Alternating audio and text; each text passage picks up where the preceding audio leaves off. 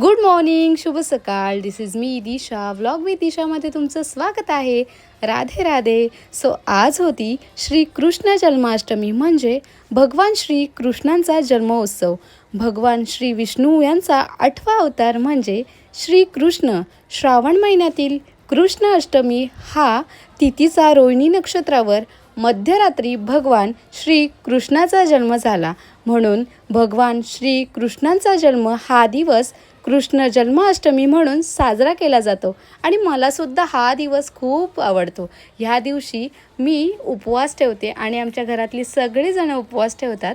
आणि ह्या दिवशी खूप उत्साहाने आपण सगळी पूजा मांडतो. रात्री 12 वाजल्यानंतर आपण बालकृष्ण यांना पाळण्यामध्ये घालून त्यांचा जन्मोत्सव साजरा करतो. त्यानंतर महाप्रसाद म्हणून आपण पोह्यांचा नैवेद्य सुद्धा त्यांना अर्पण करतो. आणि नेहमीप्रमाणे पावसाने सुद्धा यावेळेस हजेरी लावली होती.